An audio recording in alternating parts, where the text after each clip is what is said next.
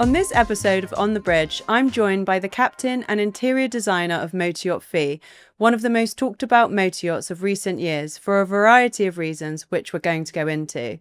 We talk about the design and build process of this unique vessel and the political situation she has found herself the centre of. So thank you for both joining me today. We're here in the beautiful offices of Lawson Robb Design Studios in London and Chelsea.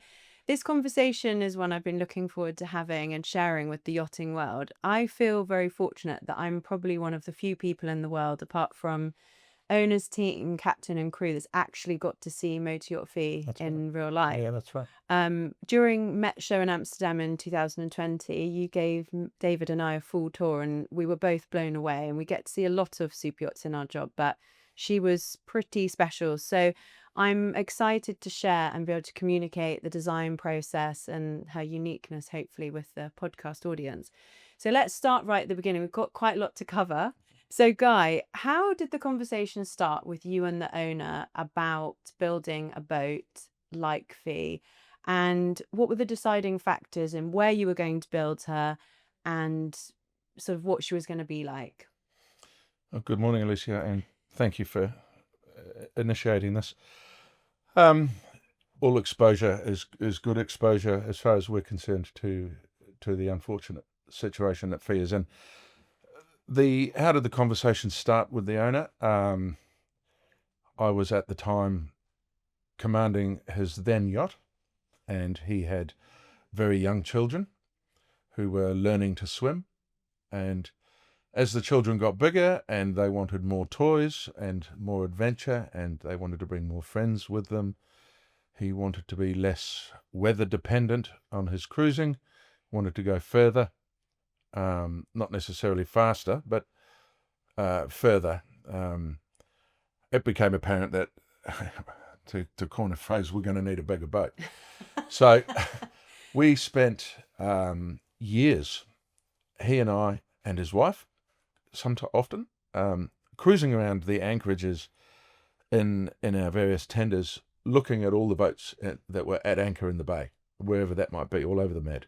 We would slowly cruise down one side of a boat and round the back and out the other side, and he would be pointing at the yacht and saying, "I love that element, and I don't really like that, and what's that? Why have they done that?" And it was educational on both our sides. I'd ask him, "What about that do you like? Why do you like that?" He said, "Well, don't you like that?" I said, "Well, I'm not sure, but I'm interested in why you do or why you don't." Yeah. And so I learned more about his tastes and he learned more about boats. It's a good way to do research. Yeah, it went on for years, and it was often with a cold beer with us, as crew member driving and him and I sitting in the back and shorts, t-shirt, beer, staring at boats as normal humans do, and not many owners do. I don't know, but you get to see the good, the bad and the ugly as well, don't you, in real life, in situ, and see the practicalities of them actually out and about, rather that's than right. trying to describe it from pictures. Yeah, that's right. And we attended lots of boat shows everywhere and walked on board and had a look at. He has an engineering and manufacturing background, so he was always more interested in seeing the engine room and the technical space and the bridge and the plant room and the machinery rooms, and then walking in and seeing an interior. Because let's face it, they're all beautiful. Yeah. They're all stunning. Whether to your taste or to George's taste or to someone else's taste. That's Marmite, isn't it? But they're all stunning.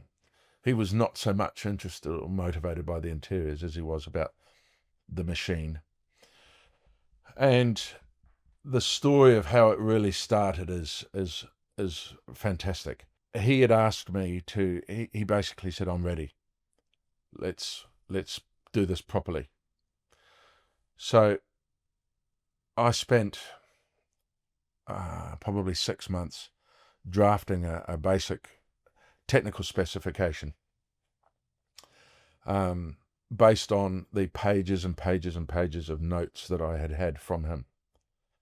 I documented all of our discussions over the years, and I had old notebooks and napkins and scraps of paper and thousands of photos on my phone, and from extrapolating that information, I wrote a preliminary technical specification of what this boat was, not what it was going to look like, but what it was going to be like, through a very well-known broker and friend of mine, he works for Fraser Yachts. Through discussions, he's a Dutch guy, Jan Jaap Minema. He's well known in the industry. He introduced us to several people at a Monaco boat show, several designers and several naval architects, and one important foundation stone was that their vessel would be totally custom to this owner. We weren't not going to buy a production yacht and choose our colour. Yeah. We weren't going to buy a production yacht with the technical spaces and the interiors already done, and choose the wallpaper and the tables. It was no, from the keel to the masthead was going to be totally custom. That was one of the driving things in this owner. So that actually made quite a short list of designers and an even shorter list of shipyards. Yeah. Interestingly, very, very few shipyards do full custom builds. It's just not their business model. Yeah.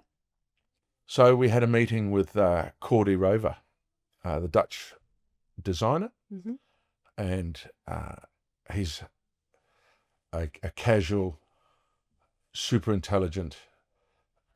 He's an engineer before he's a designer, so he understands machines rather than just pretty pictures, So we met with Cor and with Perry Vanasanen, who had done several projects together. When Cor first met the owner, he came out for lunch on the owner's then yacht. Well, he actually was coming for coffee, and the owner had been bombarded with other designers, big name exterior yacht designers had been out to visit and brought with them a big flashy entourage of people, and sat there and complimented and flirted and inflated the ego, or tried to inflate the ego of this owner. And I could see him sitting there yawning and looking at me, going, this is really happening. This is not me. Sitting there in shorts. Right? Yeah. And then he said to me he said, "We've got anyone left?" And I said, "Yeah, there's another chap, should have been here by now." And he arrives by tender. He's soaking wet. He's late. He had nothing with him, not even a notebook. Right? He just stepped on board, and then they shook hands. They offered tea. The three of us sat down, and the owner said, "Right, I'm ready." And Cor looked at me and he said, "Ready for what? Maybe there's been a misunderstanding." And the owner's looking at me, and Cor's looking at me, and I didn't know what to say. And so and Cor got it right. He said, "How can I design a boat for you? With respect, I've just met you. I don't know anything about your family. Have you got children? Have you got kids? Were you married? Where do you want to go boating? What sort of boat? I mean, is this your boat that we're sitting on?" "Yes, it's my boat." "Okay, so who chose that?" You did?" "Okay, because it's got a bit of a masculine feel to the end. Well, and where do you normally sit?" And then he says, "In that chair." He said, "Can I sit there?" So of course sat in the owner's chair to get the owner's view of the boat. He said, "Why do you sit there?" And I was like, "I don't know. I just do. I always sit in that chair." "Yeah, probably because subconsciously, otherwise you like that view, right?" "Interesting. Chat. Can we walk around the boat?" So they walked around and they started talking about children and family and everything. And then it was like, "Lunch?" So sure. "Wine?" "Sure." And sunset, he's calling for a tender rod to drop Cor off. Fantastic. A year later, almost with no interaction, no exchanges between us other than, "Lovely to have met you. Thanks for lunch. Nice wine. Let me know if I can help." A year later, the owner and I were walking around the Monaco boat show, and Cor jumped out of his stand and he said, "Oh, have you got a second?" "Yeah, we're on our way to meet someone. So I just want to show you something." And he had an A3 size presentation folder. We're standing up in the traffic of Monaco, the people traffic. And he started turning the page, and the owner's like, "No way, that's beautiful.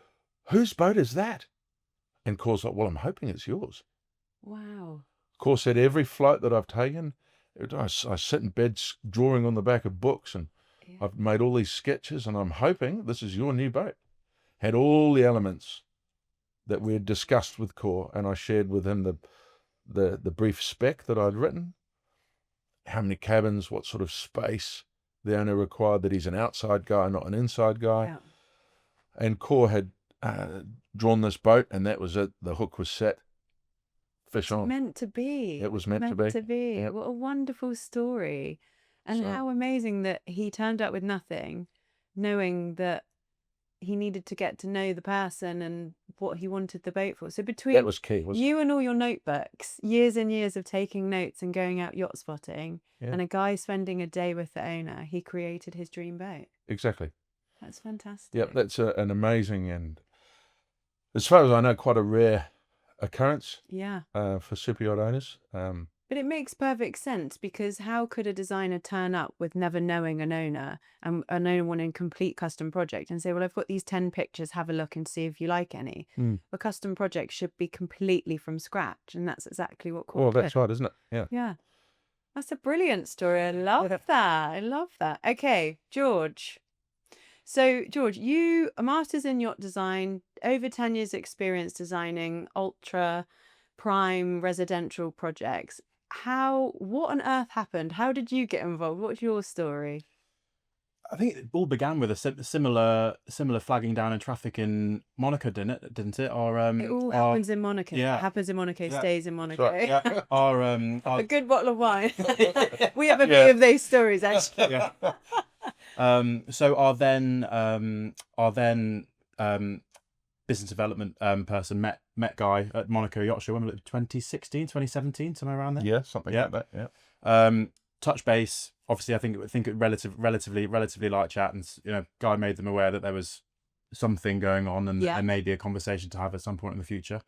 And then it was probably in the following April or May that I can't remember which way around it was, whether you got in contact or whether we got in contact, and basically the result of which was Guy was okay, right, we're ready to have a look at something. Great. So at that point you'd already started with Cor and the exterior designers. And yes, so at that point we had a general arrangement. Yeah. We knew where the walls were going to be. Yeah. The spec of what was important to the owner. A lot of it was relevant to George and his team because, as you've seen, the location of the dining table. Yeah. The fact that dining table can be inside or outside by moving all the walls around it.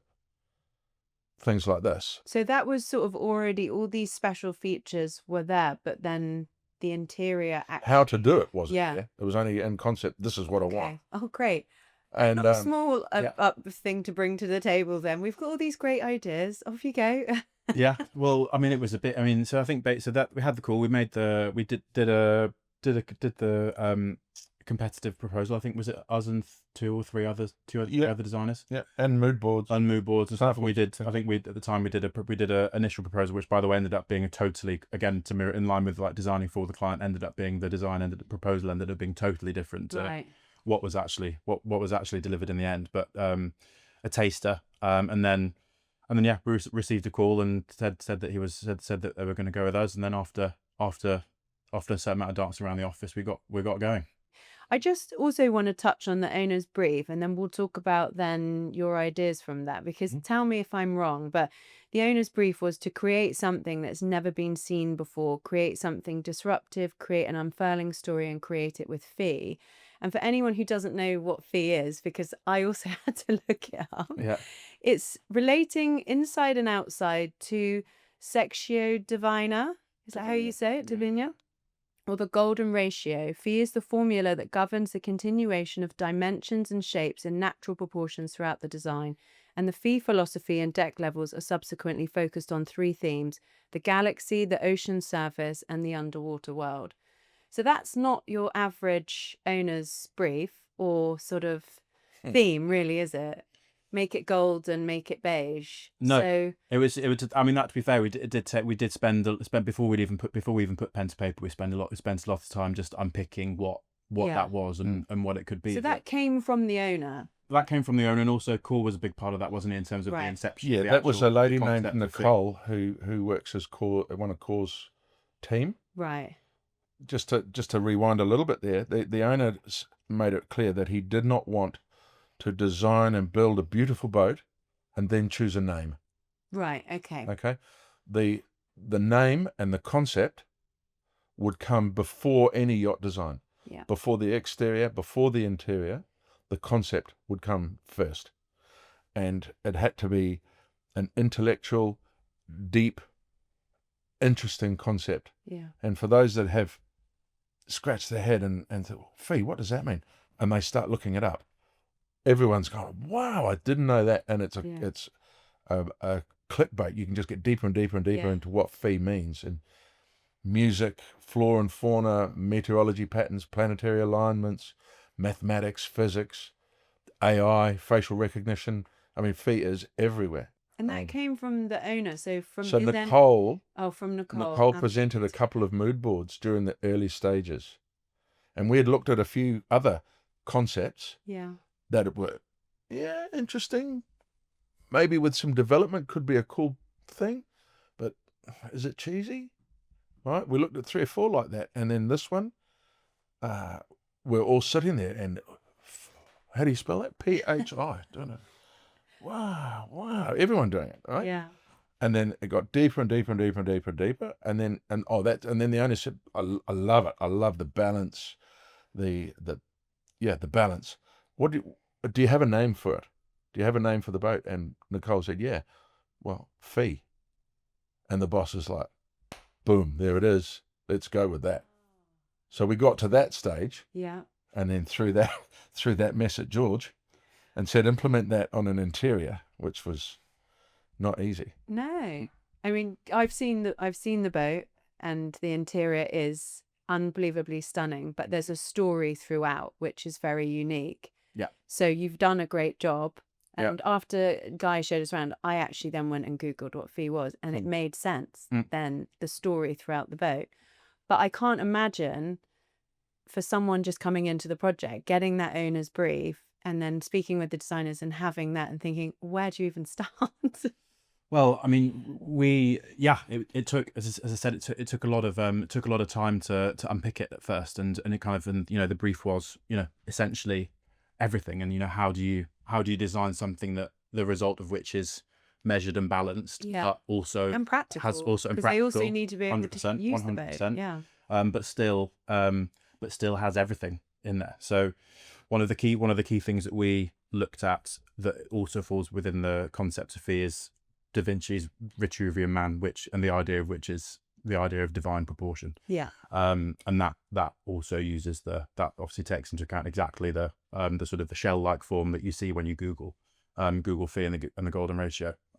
So we took that as the sort of as the net to capture it, and then the basically looking at the fact that it's everything. So it's a chaotic brief, but when you look at that everything, things like astronomy, biology, everything that looks chaotic is actually contextualized by order and mathematics. Really? Yeah. So looking at, that was sort of the start point as to how we could take something that might seem a little bit chaotic when you're talking about it, but when you're actually living it and walking around, doesn't feel that way. It feels, yes, it's asymmetric. Yes, there's a lot going on, but but when you're living in the space, it doesn't feel overpowering. It feels balanced, and it feels, everything feels in its right place. And one thing that we didn't want to do, which I never like doing, I hate having a concept and having it speak super loudly. So, with the idea of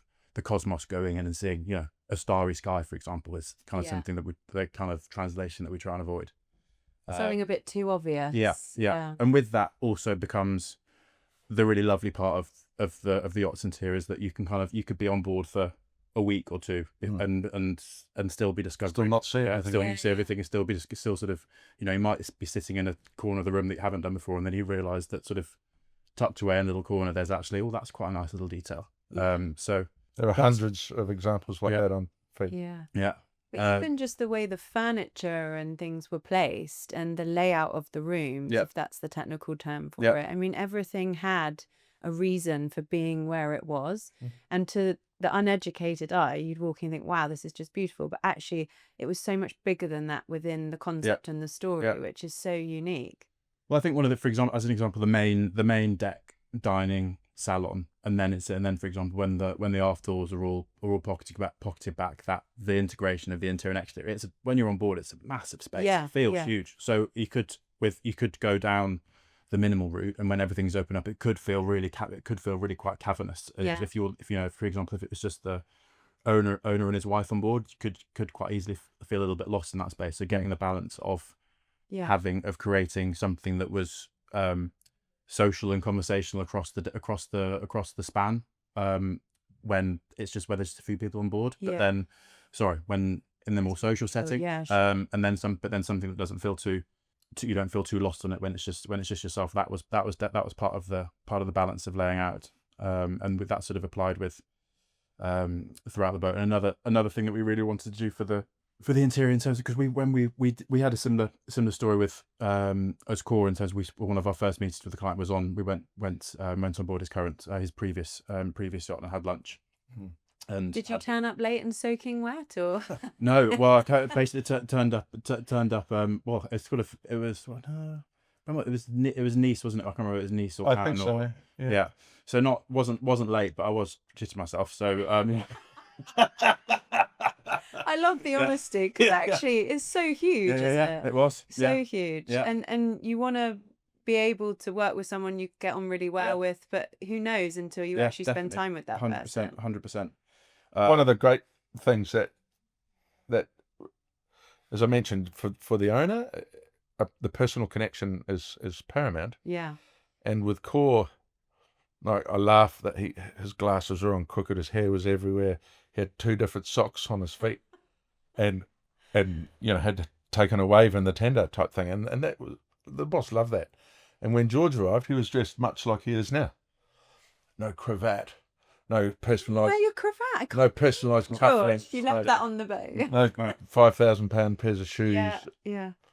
You know, just, hi, I'm George. Yeah, exactly. And this is what the owner connected with. But that is how you come across as a person. I've known you for a few years now, and you are a very warm, down-to-earth person. And by the sounds of it, that is what was key to this project. Having people that came in, and rather than telling the boss what he should build, you all sat around and said, let's talk about what you want to use the boat for. What, you know, who are your family? Who are your friends? What do you do on a Saturday evening? Everybody just listened and then built something for him, which is probably rarer than we think in this world. And like you say, with, you know, yacht designers and turning up and saying, well, here's what I can build you. But that's not what is special to me. So, I love this. Such a unique story.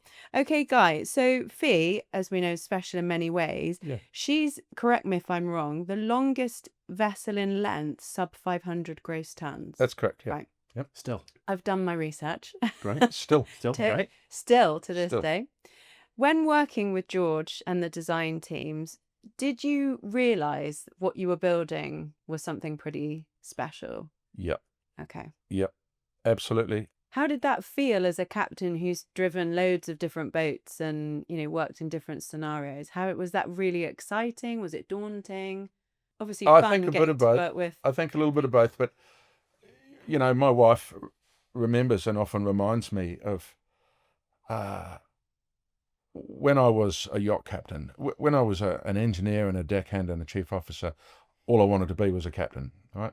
And then for 20 plus years as a captain across different vessels, what I really wanted was to apply my university background with something a bit more intellectual. I wanted to meet an owner who was really brave, and this was before I'd met this client. It was always my dream to connect with an owner that was really brave, had massive vision, and to build something really special. That was always a bucket list thing for me. So when this owner started going down that route, I knew then that this was a big tick and a big box for me personally.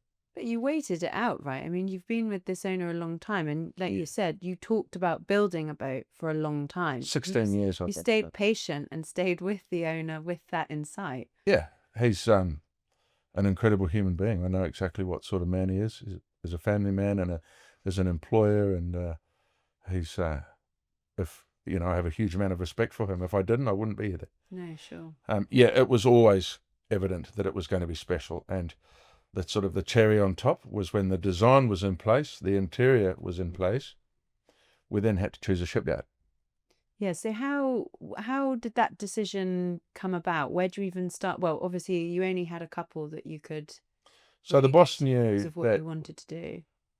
that he understood the basics, in well, more than the basics, but he understood that there are many, for example, shipyards in Italy and Turkey and various other places around the Mediterranean, Spain even, that could build what he wanted.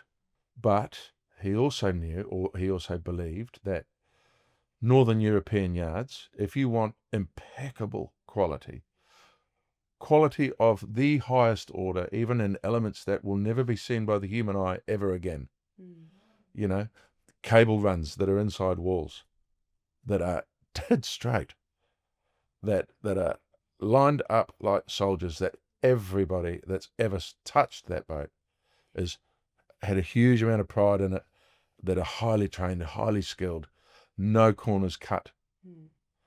Now that was a concept that really appealed to this client, and he knew that the budget implication for that. Yeah. But he's an engineer, right? He's an engineer, so right. That would be super important to him. Yeah, and he knew he had to work a little harder and save a little longer before he could make that happen, because it costs. Yeah, right? Sure. So we narrowed it down to a 5 very well-known high-end Dutch and German shipyards, and we met with them and presented our project. By then, the technical specification had grown to over a couple of 100 pages. We had an interior design brief. We had all the naval architecture package. These were all things that the client took on his responsibility. Right. So we developed the NA, we developed the technical spec and the GA, and we developed the interior. So you actually turned up with the boat ready on paper. That's what we want. And you just needed to find a yard to... Not entirely, of course. There's a huge amount of work for the shipyard to do. But you had a very, very clear idea of what Correct. the vision looked like. Yep, correct. And one or two of the shipyards said, you know, leave that with us and we'll get back to you. And when they did, they said, look, we've had to make her a little bit longer here or a little bit shorter there. We've had to make these cabins a bit smaller because to get the engineering package in here, this is how we do it. And the client sort of, what do you mean that's how you do it? You're building custom, right? And it was almost, it was a late thought where we thought about how all of the super sail yachts, the big sailing boats, they're all different. With the exception of one yard in Italy that builds large production boats, if they're still doing, I'm not sure, but all of the big European sailboat builders, they're all very, very different to one another. Yeah. Different keel arrangement, different rig arrangement, different hull shape. They start with a blank sheet of paper.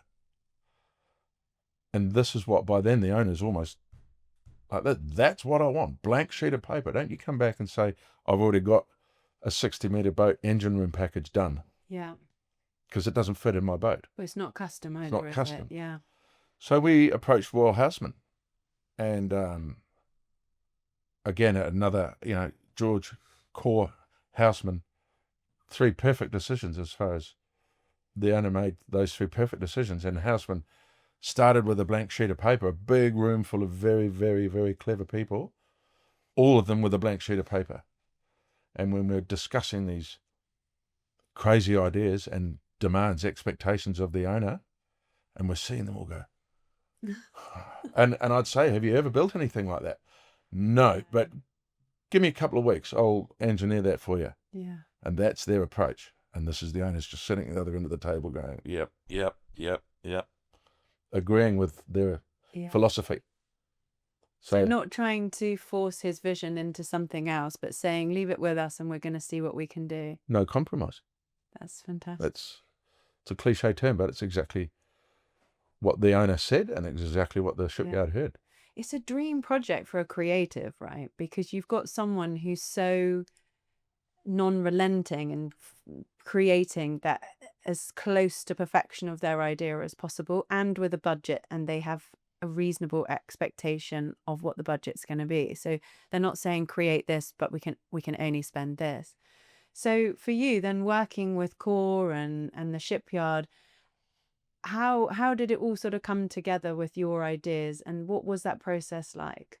Well, I think that was to speed up before I start. I think that's one of the big success stories of the project, was the way that all of the moving parts did come together and integrate, and no one package felt alienated from the rest. Everything was everything had a great great alignment between one another.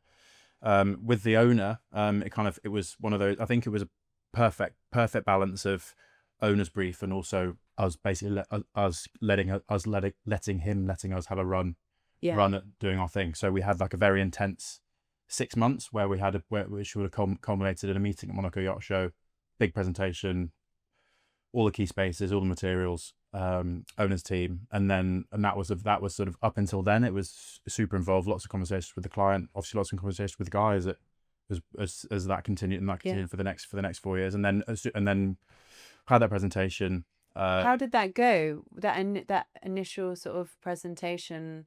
I think we nailed it. Right? Yeah. That's amazing. Clearly, yeah. And but from there, it wasn't. He sat there and said, "Oh, I don't really like that." He was very happy with it. Honestly, design-wise, I think the only thing that he came back on that he didn't like was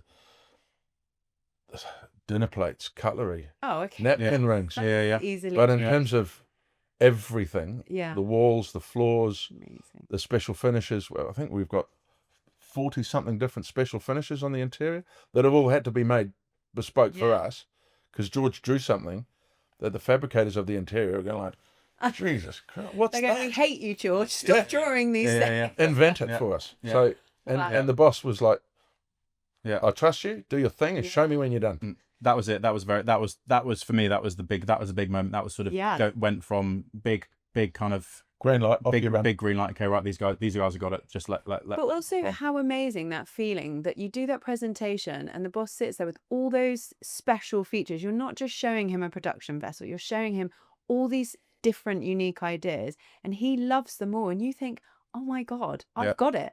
I understand what he wants. I understand the client, and I'm able to create that for him, and he likes what I'm showing him. That's insane, because this isn't just a normal project where you're just, here's 4 different colour beige sofas, pick which one. Yeah. 46 different, and they are so different. Yeah. No, it was big also. It was poured loads into it, but it was sort of the months leading up to it was, months of me doing mad, like a mad professor, tearing a piece of paper up, throwing it aside, developing. So yeah, it was huge. It was amazing. And then that's where then we sort of started rolling out the details, and finalizing the development and working with and I think it was just basically post that meeting that we started doing the rounds to some of the sort of some of the specialist finishes for some elements of the elements of the interior. So yeah. Okay. And then we, in terms of other elements that are coming together, we looked at, we obviously made things, because obviously Core's external, Core's responsible for the external design and also the external deck spaces. So made those small details, making sure that, for example, radial floor patterns that were set out on the interior continued to the exterior, and there's kind of those dovetailing exercises that we sort of. There's a lot of continuity between interior and exterior space. That's one of my questions, because actually when you walk through the boat, because the outside deck feels very fluid, and going back to what you were saying originally about how the owner likes to spend his time, it makes perfect sense when you actually see the boat, because it inside outside flows into one. So you must have had to work quite closely with Core to really bring that all together, and the outside design flows inside. It's all very cohesive. So how was that process for your first time working with an exterior yacht designer? It worked really naturally. And again, for example, it was we thought the external design was amazing. So it wasn't kind of, there wasn't really anything that we looked at and thought, actually shame about this and shame about that, and You went, blah, blah, "Oh blah." my So God. we're very Yeah. more than happy to to take it on board and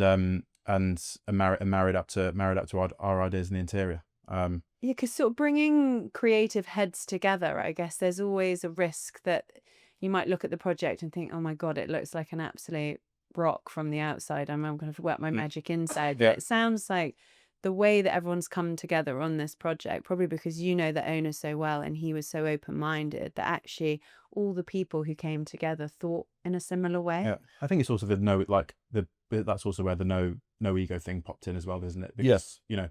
Core was very accepting of us doing the interior, and we were also very accepting the other way. And It was very much a two-way street. Yeah. And I think it relied heavily on the fact that everybody was super excited about the concept. Yeah. So there's no friction. So there's all different 'cause creative everyone's minds. There's pulling in Core the and his same- team, George and his team, and everybody there really just letting the creative juices flow. Yeah. And when Core saw things that George and his team had designed, Core was like, wow, cool, and vice versa. Yeah. So for them to, hey, I've drawn this, what do you think? But it sort of stops at the door. How can we, no, I get it, go, give me a week, I'll come back to you with how we can make that flow Amazing. from my threshold into yours. And, Yeah. and those were nice moments, because obviously, the core team came up with the initial concept. So to a certain degree, the concept is their little brainchild. So the moments when I was with Core and showing him from the interior, and him, him saying, okay, right, you guys have really got it. Those are also really nice. Yeah, I'm sure also nice for him that he's taken this very unusual concept and someone's been brought into the project that he didn't bring in, that the owner's brought in, and you to sit down and show him, and he's thinking, oh my God, he actually gets it. And then you can create this amazing project. There's no sort of downside to it because everyone's got it and pulled in the right direction. Thanks for watching this episode so far. We have some great guests coming up, and we wouldn't want you to miss any of those future episodes. So please don't forget to click the subscribe button and enjoy the rest of this episode. Okay, so what are your favorite features and why? And were there any crazy design ideas that didn't make it? Was there anything that Core or Guy or the owner went, what are you doing, George? There was one idea. It was like I think in the Sky Lounge we had this where the again with the how we sort of tried to make the brief sort of palatable going through the boat, was we split it into sort of Cosmos upper deck, earth surface main deck, and then below the surface lower deck. So, and with that on the upper deck there's a sort of private owner Sky Lounge, and we have obviously that's Cosmos inspired. We created a amazing sort of bespoke horological movement, and all that kind of stuff. And the idea was there's supposed to be a connection with the Sky itself. So with that, we had I think at some point they were thinking about some sort of multimedia screen that requires like software development and like all of that kind of stuff, which I think actually that didn't last very long, but that was Okay. it was going to be like a holographic concierge. Oh, Yeah. wow. Yeah. Okay. Recognizing you when you walked into the room, We don't need that. We've got you. or the interior team. Okay, well, that's interesting. So of all the unusual elements, I say unusual, unique in the boat, it's actually a piece of technology that didn't make it. All the other sort of details did. Yeah. So what's your favourite feature on the boat? And Guy, I'm going to ask you this also. So I'm thinking about my answer. Choose from. Probably two.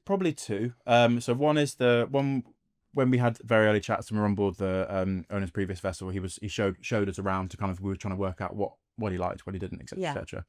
He showed us around the main deck, showed us around the upper deck, and then we sort of got to the stairs going down to the lower deck, and he said, "No, by all means go and have a look, but I don't really go down there, so I can't really speak much about much about it."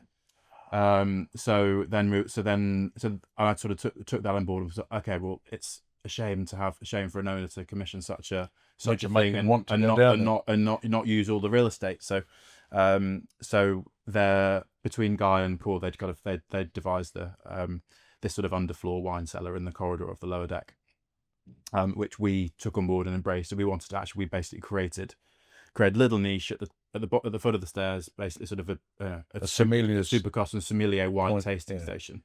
With the thought, we thought it'd be quite nice if you know, if after dinner he's got the owner with one of his friends would say, "Oh, I've got a nice bottle. Do you want to go down and have a try it? We open that one. We like this, and or maybe not. We try another one, and then take it up to theirs." And interestingly, George didn't show the owner that until she was launched. Really? And the boss walked downstairs and goes, "What's going on there?" And George went, "I don't know. Go and have a look." And the boss went, "No, you haven't." So the owner loves it. Yeah, that's amazing. Yeah. So that was really nice. And again, that was we had a had a night on board when she was living, and I sort of had a nice sort of hour with the owner, sort of just going around and talking through design stuff. That was a nice time. So that's so thoughtful, because like you say, you've listened to the owner. He doesn't really go in that area, so then you're thinking about ways, like you say, this boat is him. Yeah. Everything about it is him. Every detail, every thought, where he sits, where his kids are, like how he enjoys life. Yeah. So then you found a way to make him enjoy every part of the boat. Yeah. Based on him saying that he, didn't usually go down there. Yeah. I think Anywhere There's Wine would be my favourite pub. Yeah. Exactly.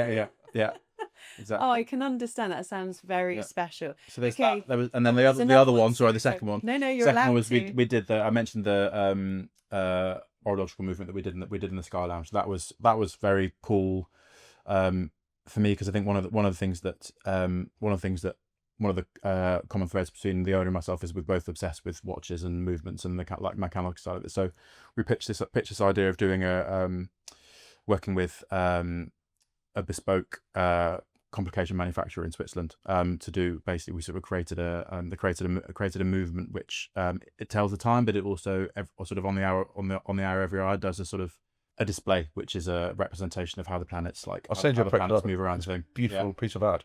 Yeah, we created that with them, and then we designed the sort of the casement that it sits in, with sort of out of straw marquetry, again, as for the rest of the boat, complex surfacing, etc., and then we sort of had it engraved with our tagline for the boat, which is sort of alchemy and order equals Phi. So that was a nice example of how, you're doing such a big project, but then you can just getting lost in the one of those things details. you could sit and stare at for hours. But also that's Phi, right? It's a huge project, but she is all about the details. Yeah. Like you say, you could probably walk around her and miss most of them, be on the boat for 2 weeks and still not notice all the little things. That's amazing. And you've left a little bit of your love also there, because it's an interest for you. Well, the other one with the shower panels as well. That was quite nice, because I actually made some of the bespoke finishing myself. Really? We got you back on the tools. Yeah, me on the tools. So there was photographs of it. Yeah. George, dust mask, paper suit. There was some in the shower. We had some sort of bespoke bronze screens, basically. And the idea was that we sort of layered up bronze patinaing effect on a brass resin, and then we wanted to sort of take away areas and create a sort of a bespoke pattern. It was kind of, we went through a few rounds with the shipyard, and all respect, it just wasn't quite how I was imagining it. So I hopped on a plane and hopped on a plane and put my dust mask on and had a go myself, and then it worked out pretty well. So it's still there in the shower, which is quite cool. So well remembered. 3 very special features that you basically did one of them yourself. There you go. And what about you, Guy? I know it's a hard question because there's so many. Yeah, there are so many, and for me, predictably, my brain, or the opposite side of my brain, works to George's, right? So for me, I think perhaps the most special feature is her hull form. It is effectively a sailing boat hull with a motor yacht built on it. She's nearly 59 meters long and very narrow and extremely shallow. At the transom, there's less than 30 centimeters of hull under the water. She's very much like a sailing boat design. And what benefit does that give her performance? Many. It produces challenges in terms of where to put all the machinery. Right. Okay, and reducing the hull shape will reduce volume. Sure. So you need to employ a certain number of tricks of design and layout to optimize the volume, and build to optimize the layout that you have. But a good example, the one ocean trip I've done on that boat was from the Netherlands to here in early December, 6th of December. And, the North Sea in winter is not ideal. No. And my chief officer and I did independent passage plans and looking at the weather, and we saw a front coming this way, a nasty one, and then another one coming from that way, and possibly a 4-hour window in the middle or 6-hour window in the middle. And we both came to the same conclusion. If we leave here at that time and do that speed for that part of the journey, then we can slow down and get into, right? So I'm not going to use the word risk. There was no risk. We had mitigated the risk. Yeah. And I remember telling our DPA, my plan is to do 14, 15 knots, which is her economic cruising speed. If I'm doing 12 knots, and they're going to watch us on the AIS, right? If we're doing 12 knots, then it's a bit lumpy out there. Yeah. If I'm doing 8 or 9 knots, I might be thinking about turning around and going back. We sat at 19 knots in a 3-meter sea. 3-meter sea. You wouldn't spill your martini. You wouldn't spill your cup of tea. Yeah. It was flat. Like a train on tracks. Right? Water parting as we sliced through it. Yeah. Phi is less than a centimetre wide at the bow. The strike plate is so narrow and sharp, and her beam max is a long way aft. Yeah.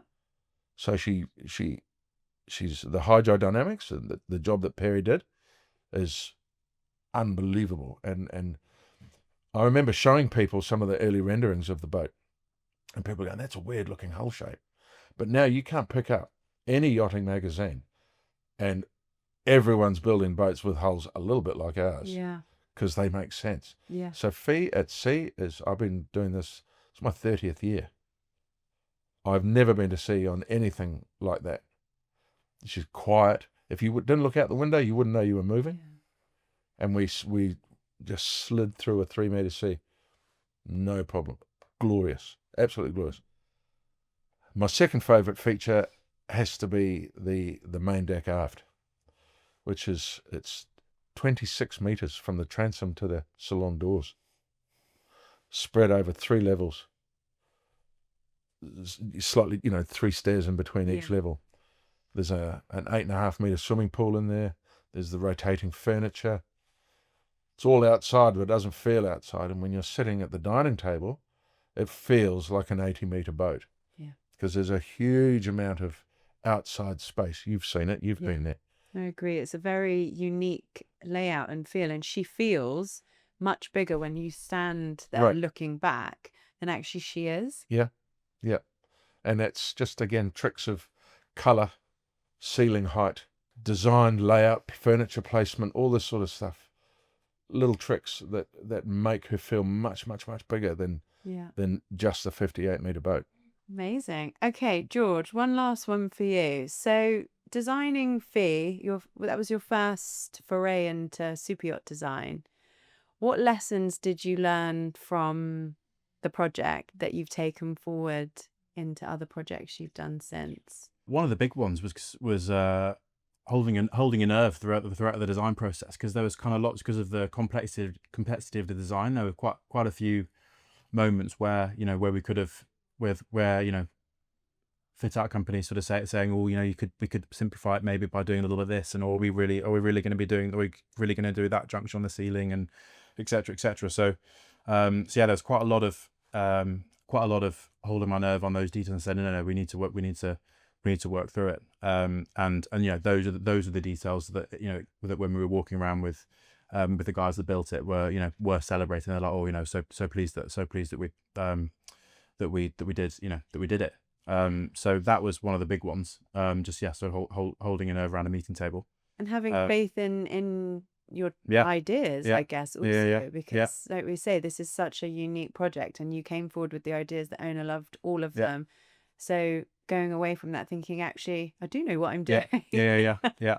When I went around it, and obviously, like I keep saying, my uneducated view, you don't walk in and think, whoa, there's so many different things going on. And like we keep saying, the details are actually very delicate in places. And things that maybe you wouldn't notice first. So I guess going forward from projects, it gives you a little bit of faith knowing that actually details are super important, but you can still make a space super comfortable, usable, and not overwhelming, but have that story behind them, Yeah. because this is an unbelievable story of a space, isn't it? Everything has been so well thought and had the owner in the back of everybody's mind. Every single thing, every texture, every surface, every join has had him and his engineering mind at the back of what you're doing. Yeah, for sure. There'll never be another project like it, I suppose. But I think all the people that built her would be, oh, thank God. yeah. But like you say, actually, keep saying it's such a shame she's not, being seen more. But what's interesting is there have been things taken from her that other people have gone on to replicate. So, okay, so we're going to move on now to her situation. So back in December 2021, after her launch, you brought her over to the UK, and I can imagine you and the crew and the team were elated with pride. And you were here a couple of months, and then just before a planned departure, Phi was then detained by the then Secretary of Transport for the UK, Grant Shapps. He cited powers granted under the Russian sanctions regulations, Powers drafted at 9:30 the night before, which allow the detention of assets deemed by the British government to be connected with Russia. He also went on to publicly state on various platforms that Phi was owned by a Russian oligarch, and to this day, the owner of Phi has never been personally sanctioned by any government in the world, and currently Phi, as the asset, is the only one seized from a non-sanctioned person. Okay, so there's a lot to unpack. Yes, isn't there? So let's start with the 28th of March. So leading up to that, you'd been in London, you are British, your family are based here, you'd bought this amazing vessel to the UK, super proud, happy to share. The crew have all come over, everyone's preparing then to leave. And what actually happens on the 28th of March? 3 police officers in uniform and one civilian photographer turned up in a black cab. They approached the boat. They asked to speak to the captain. I was standing there having my coffee. We were planning to be leaving within the hour. He was very polite. He said, "Good morning, sir. I'm obliged to hand you this." It was a brown envelope. And I said, "What's in there?" And he said to me, "This is a whole pile of SHIT." And he said, "And I'm sorry for it." And he handed me the envelope. And I opened it, read it. It is one paragraph, one sentence. That Phi is detained on the grounds that she is owned, managed, operated or chartered by a person connected to Russia. Right. Quote unquote. And so I'm like, right, what does that mean? And he said, "It means you're not leaving." I said, "Okay." He said, "Can we come on board?" Sure. Came on board, asked to see various documentation. I rang the family office and I said, "Can I cooperate?" And they said, "Yeah, of course." Yeah. So I handed them all sorts of documents pertaining to the corporate structure of the owner of the boat and the UBO behind it. It is, it says more about the Secretary of State for Transport. It says more about his ignorance to the world of transport than anything else, because all large yachts, if they're commercially registered, i.e. destined for charter, are all owned by a commercial entity. Of course. For VAT efficiency, right? So they're all owned by a company in a VAT efficient flag state. So there's boat, company, 3 directors, and a UBO. Of course, that's normal. All boats are owned like that. Yeah. So Mr. Shapps is standing there like a big game hunter. And this is no exaggeration. He is filming himself like this, getting his hair and his makeup done and lights like that set up, filming himself like a big game hunter, saying that the ownership structure is deliberately complicated so as to hide the true identity of the owner. He said this on TikTok. Where all good people get their news from. That's right. Yes. So he said it on TikTok. He called him an oligarch. He called him a friend of Vladimir Putin. and a deliberately complicated ownership structure. And at this point, when he turned up, had he bothered to speak with you at all? He got there before the police got there. Right. So the first thing that happened was that my son's rugby coach, who was a camera operator for Sky TV and on the Downing Street assignment, sent me a WhatsApp message saying, I think I'm headed your way. Team just got pages went off and said, get over to Canary Wharf. So they alerted all They of the alerted all the news media, stations. right? So Channel 4, BBC, ITV and Sky were all lining up and down the quay. Shaps is getting hair and makeup, and we're leaning on the rail going, what's going on? Oh, this is interesting. Who's that guy in the suit? He looks familiar. Is he a politician? I don't know. And he's filming himself over there, and the teams are following and setting up their cameras and their long microphones. Well, this is interesting. What's going on? And then the black cab with the police officers turned up. So it was all set up. It's a tipped circus. Off for the It was a TV. circus, a show. Yeah. From a lot of people involved side, when they get a call to say this is what's happening, this this detainment's going to happen, I would assume that people we trust in power are educated and not ignorant. They would have done their research. They would be doing something based on evidence, correct evidence. So when they turn up to be part of the detainment, that everything had been checked out. We've crossed the T's. We've dotted the I's. What we're doing is... So at that point, on that day, as I've stated to various media outlets, I agree that the vessel, if it was given the geopolitical status of the world at that point, the Russia-Ukraine conflict, I agree that if there was a belief that that boat was owned by an unknown Russian individual, then that boat should have been detained. Yeah, of course. While they look into who and what and where and how and who's this guy? Yeah. Where to get the money? Should have happened. But before that day, we have subsequently found out Mr. Shaps knew. He had been briefed by his own team. They knew his name, they knew his background, they knew his source of wealth, that he was not a named person, a named individual on any sanction list anywhere. And Mr. Shaps had asked the Financial Conduct Authority numerous times to please put him on the sanctions list so that I can go down and arrest this boat. And the FCDO wrote back and said there's no legal grounds to sanction this guy.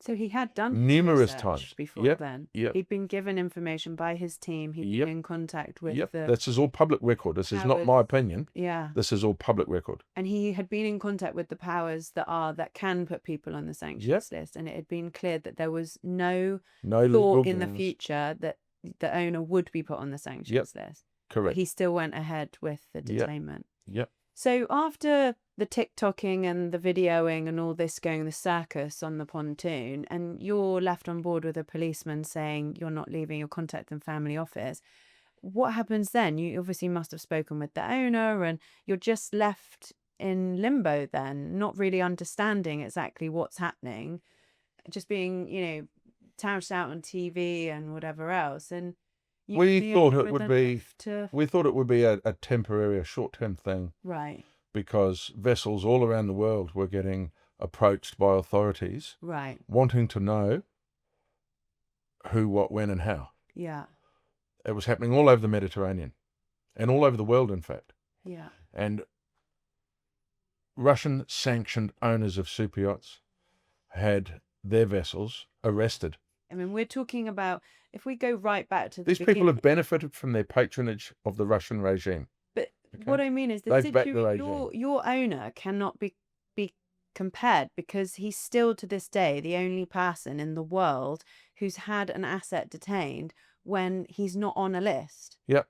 And the government for this length of time have checked out his funds and the ownership structure of the vessel, and that's all ticked all the boxes that it needs to. That's right. So he can't be compared to anyone really in the world, because no, that's right. To our knowledge, this is the only situation like this. That's right. Yeah.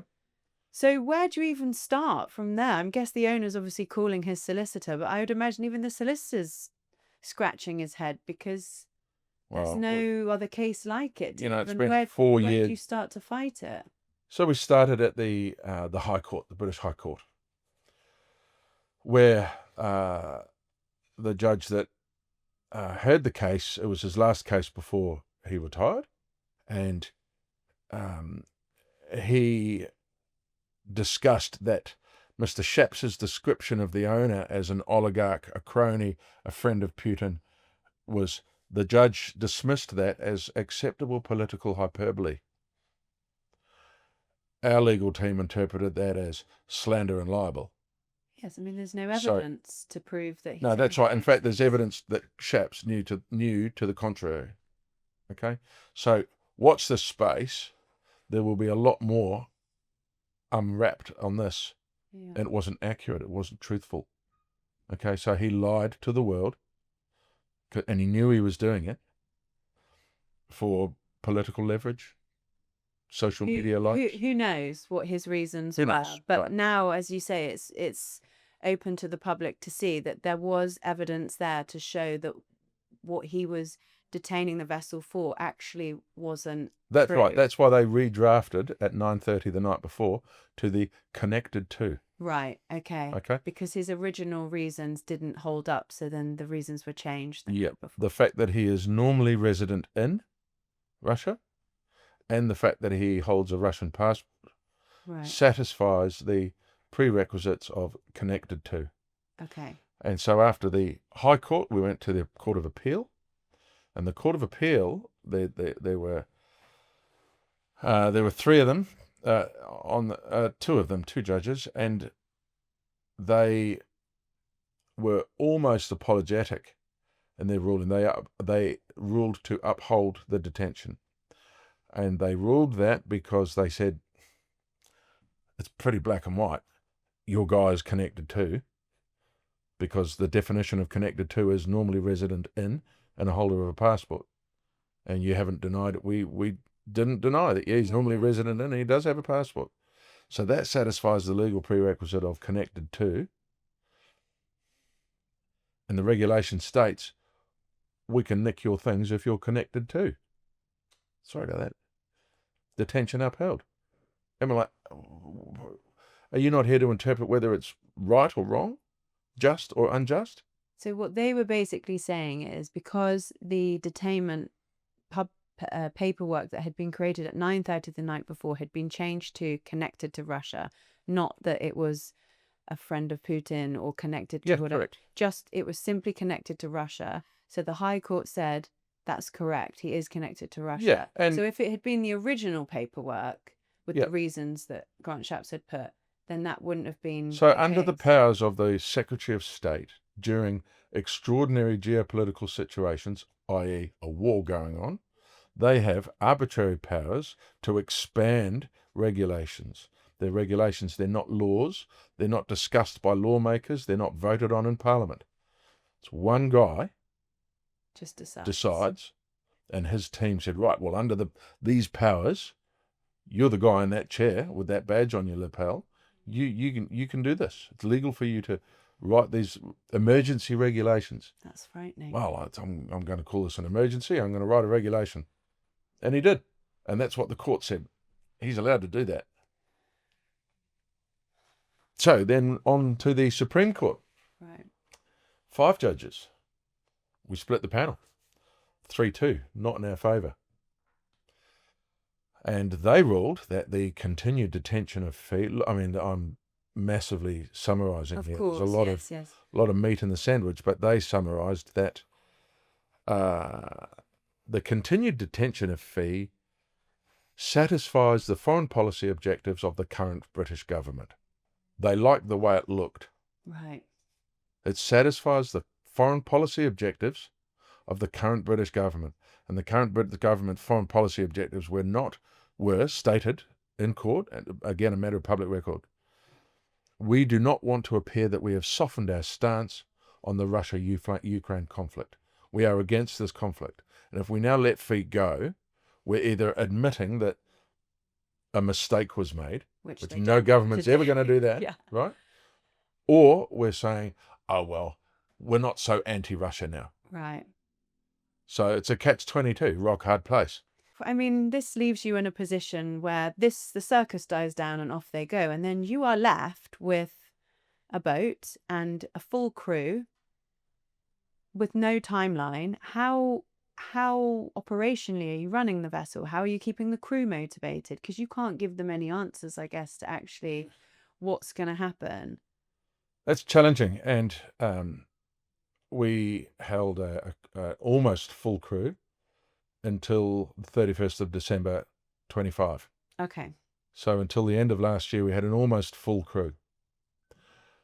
Most of them were the same crew that built the boat.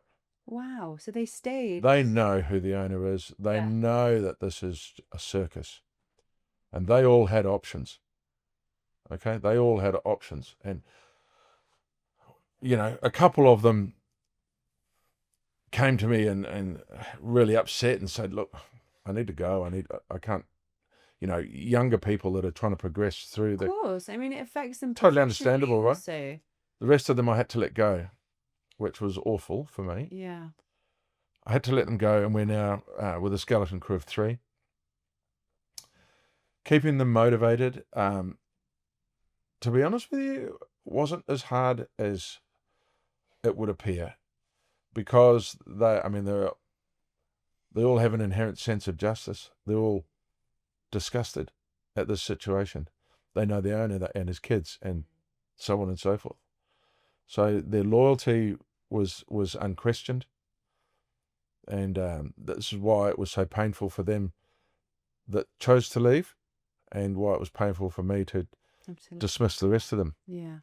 Yeah, because I'd imagine all the crew would have been so proud because she's so special, to be part of the project and then come to the UK. And like I'm going to get them all so back. Unjust. I'm going to headhunt them all when we get out of here. I'm going to go and get them all back. Oh.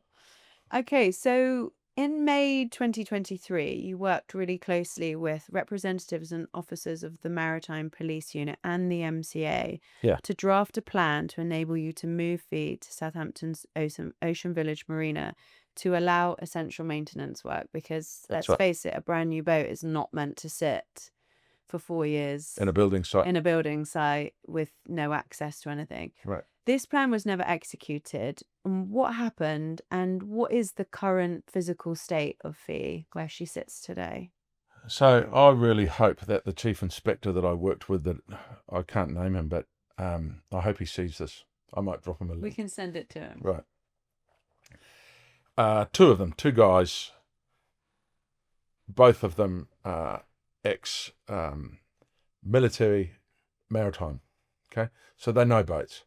And now they're in law enforcement. So they came to the boat, and with a view to putting together a proposal of how we get this boat from London to Southampton. Yeah. Lots of moving parts in there, but fairly straightforward. First of all, we ask Ocean Village Marina, have you got space for us? And will you allow us? Yeah, certainly.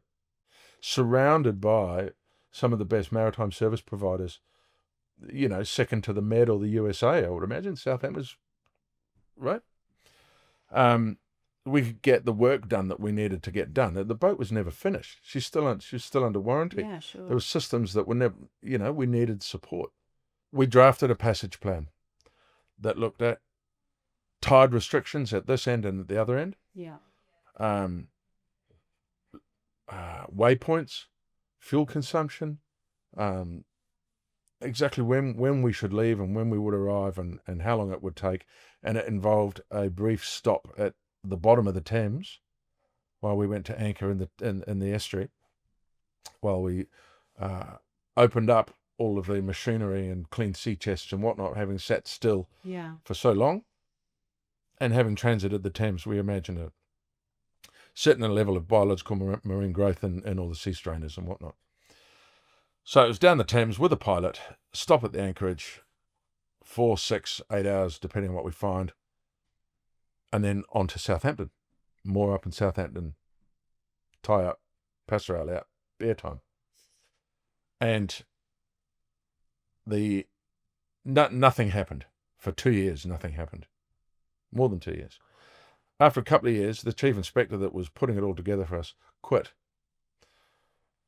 this assignment, and he said to me, if there was ever a war, I'd shoot these people first before they put my team in jeopardy. He said, I'm sorry, guy, I'm done with it. Yeah. I still have that email. Right? I'm done with it. He said, every time I ring them or visit them, there's change in personnel. So we have to start over explaining what do you mean you're going to move a ship? Yeah. Well, it's a boat, but okay, so we're going to move it from there to there. They overcomplicated the situation with involving Coast Guard cutters and police gunships and Black Hawk helicopters with SAS. That because they were worried that you were going to... Risk of absconding, Right. in their words. But your wife and children live in the UK. Yeah, as did most of the other crew. Most of the crew. And all British passport holders, all families here. We're not going to get out into the Channel, turn left and go to France. No. Because we'd never come back, and if we did, we'd be locked up. Yeah. Well, you wouldn't be able to come back, would you? That's it. So... Or maybe they'd come and get us. Yeah. Yes, way. And we tried to simplify it, and so we don't need all these moving parts. It's not as complicated as all we need is 2 or 3 or however many officers want to come. Yeah. Bring your sunglasses and your slippers. We'll get the fishing rods out. Yeah. And just be on board. Be on board. Well, I'm not going to kidnap 2 police maritime officers, am I? No. So, no, that was just too much to get their head around. Right. And for 2 years, we warned, if we don't do this, the clock's ticking. Mm. And we just strolled right on past that critical timeline. And now, because we've been unable to have our special periodical hull survey, which you need to come out of the water, yeah, we're out of class. We can't go to sea. And because we're out of class, and because we're detained, we can't get P&I insurance. And without P&I insurance, Ocean Village aren't allowed to have us there. No. And we're not allowed at sea. Yeah. So now it's a vicious circle and a rock and a hard place situation Yeah. where actually going to sea isn't really an option. No, that's right. So and the state of the boat. I mean, you've had to put scaffolding up and, take measures because people, you've had people coming on board the boat. Actually, where she is not a great safe place for her to be. No, it's not. The crew have been attacked. And... Yeah, we've had, before we put our current safety measures in place, we've had drunken teenagers climb up to the roof of the boat and sit there 35 meters in the air drinking vodka and hanging out at 2 o'clock in the morning. If they fell, it's a long way down. Yeah. We've had black balaclava clad teenagers charge up the passerelle and shove aside the chief stewardess. And, fortunately, we see all of that on the cameras. So 8 lads come out with interested in a game of cricket or a game of golf or whatever other sporting equipment you can grab on your way out the door and have a quick chat to these lads who scarpered pretty quickly. But also there's been a lot of building, hasn't there, around where she is. So the actual physical condition of the boat has been heavily affected by that. Absolutely. Yeah. Well, she's opposite us in Canary Wharf. There have been 5 multi-storey high-rise buildings have been built. Steel grinding, concrete cutting. We vacuum up minute pieces of airborne steel that sit and rust on your paint. Mm. The concrete dust, although we clean it up as best we can, it does get down your deck drains. Of course. Concrete dust, water, deck drain, problem. Doesn't really work, yeah. So this is why we've had to cover our own scaffolding and corrugated iron roof structure, try and protect, and we're right under the flight path of City Airport. Right. So protecting us from all of these pollutions is why the boat looks like a Syrian refugee camp. Yeah. And I guess being where you are, there's not really easy access to get trades and no, people in. Zero, none, no parking. No. We can't get shoreside containers or workshops. We can't get pallet delivery. No. We've got no waste services. We've got power services. So the normal maintenance of, even if the boat was just sitting there for a prolonged period of time, you're not even able to do the basic maintenance. We can do what we can do on board. Yeah. Right. Anything else is a no-go. No. Oh, so at the moment, then, you really are in limbo with what's happening. And what is the next step? Is there another hearing coming up? Do you know when that will be? So We were given permission to, and we have done, file a case with the European Court of Human Rights, Right. To which the UK is a founding member and still a signatory to. We are obliged to have exhausted all domestic options before we approach the ECHR, which is why we had to go through the multi-level British judiciary system. Right. So that's the process that you've been advised to follow. That way you've done it. Yeah, that's to right. Tick all the boxes. Yep, correct. And so we've approached the ECHR, we filed a case with them, and we're waiting on the assignment of a hearing date. We are optimistic that will be before the summer. Right. But, I mean, they don't give you any feedback. So Sure. this all happens above my pay grade, but our team approached them. Yes, we've received your documents. We'll get back to you in due course. And that's about it. And then you can't badger them for a court date. They just don't respond. And in the meantime, the owner has not been able to, obviously, He's never use spent the night on board. Visit, so that must be He's allowed to visit. Heartbreaking. He's not sanctioned, remember? So he No, can but fly in and we go out for dinner. Would he want to visit the boat, or No. is it painful for him? The latter. Yeah, I would imagine so. It is painful for him. It causes him nothing but grief and anguish, I'm sure. because it's just been the subject of pain. Sure, and as for a them for years. family, it must be hard to have publicity that is due to something that's not Yeah, actually just. yeah, Kids, hearing all this stuff on the news, and yeah, precisely. yeah, that must be awful. Goodness. Okay, so you guys then, you and the crew, are just to continue to maintain the vessel as you can Mhm. until such times as the next hearing, and your hope is for the next hearing is that the detainment would be lifted, or is it a case that would put you into the next realm of legal procedures? We're obviously ever hopeful that the ECHR will rule in our favour, and that it has been impinged upon his human rights for access and use of his rightfully owned property. Right. And if they do rule in that favour, would that mean the detainment was lifted and the boat could potentially... Well, is it as simple as that? no, it's not as simple as that. The UK, although it's signatory to the ECHR, and although the current government are making many, I don't want to use the word excuses, but they're rationalising many of the current decisions of the current government are based on rulings driven down from Brussels. Right. Right, that there's still, as certainly human rights related issues, immigration or mass migration being the big one, Right. that the government say their hands are tied because of the ECHR. So in some senses they are listening to the ECHR, but they are not legally obliged to comply with the rulings of the ECHR. Right. So they could turn around and they say, thank you, ECHR, we hear what you say, but it still suits our foreign policy goals. Right. They could do that. They could do that. Hypocritical as that would be, Yeah, sure. and of course the media will have a field day with that, it is a possibility. Yeah. And I don't know much about about any of the legal proceedings, to be honest with you, Alicia, but yeah, I would imagine there's an appeals process. But the owner is now so upset with the situation. As I mentioned, his wife and children they're not that fussed about it anymore. No. That he might possibly just consider the nuclear option and sell it. Yeah. Sell the boat. He doesn't want to. He could have done that years ago. Yeah. That's why he's sunk so much money into the legal battles. Yeah. And kept fighting for And her. kept fighting. Yeah. Just on the principle of justice, you know. There must come a point where actually... At the point, yeah, where he said, you know what, I'm just going to go back to Royal Huisman and build another one and not come to England. Yeah. Right?